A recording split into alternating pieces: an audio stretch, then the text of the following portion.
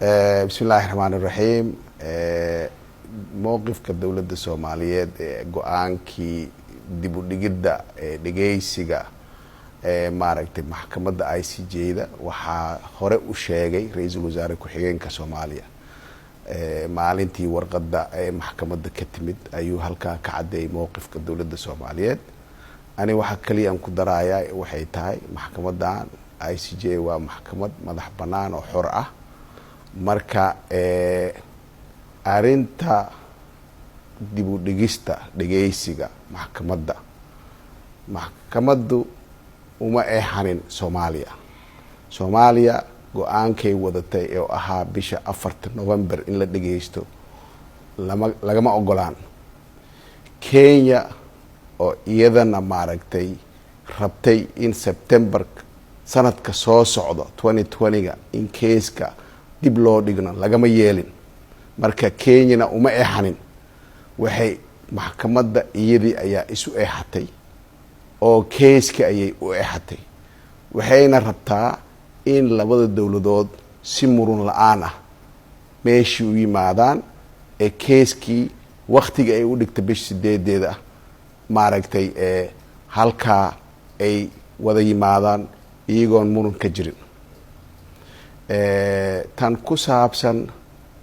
gabadha maaragtay looyaradeena ah gabadha waa gabar Soomaaliyeed Muna Sharmaan keeskii maalintii ugu horeysay ilaa iyo goordhow ayay ku jirtay muddo 4 bilood laga joogo ayaa ay madaxweynaha la soo hadashay waxay tiri madaxweyne shaqo ayaan ka helay World Bank marka sidaa darteed waan ka cudur daaranayaa marka Muna qof raacdeen karna male waa gabar Soomaaliyeed oo muwaadinad ah oo runtii istaahisha in loo abaalgudo maaragtay in la yiraahdo Muna meeshi waa laga saaray waa ceeb bay Soomaalidan u tahay tan ku xigta oo iyadana meelaha la isla marmaray la leeyahay looyaro cusub baa la hayr gareeyay oo la Soomaaliya ay dooratay waa been looyaradeeni waa kuwii maalintii ugu horeysay aan keeska badda geynay 2014 waa kuwii keeska ku dhex jiray waa kuwii maxkamad yimid oo daafacay waa kuwii dacwadii soo qoray waa kuwii haddana maaragtay u taagan inay keeska daafacaan marka ummadda Soomaaliyeed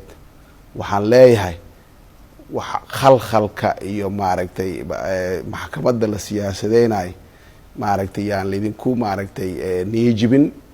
keeskii meeshii buu yaalaa maxkamaddu yaalaa waxa dhiman aad ka warqabtiin wuxuu yahay waa dhageysi un kaliya dacwad dambo la qoraayo oo looyaro maaragtay si qoraayo jawaabo la isu diraayo waa dhamaatay ilaa maxkamadan waxay leedahay markuu gooreyso qoraal baa jiro qoraaladii ayaa inta socdeen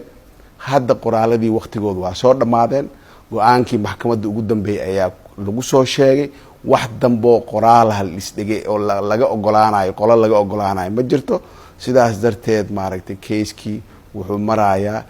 feeskii ah dhageysiga taana maaragtay waa bisha soo socota bisha sanadka soo socota ee bisha June 8deeda ilaa 12keeda 2020 haduu Ilaahay raado wabillahi tawfiiq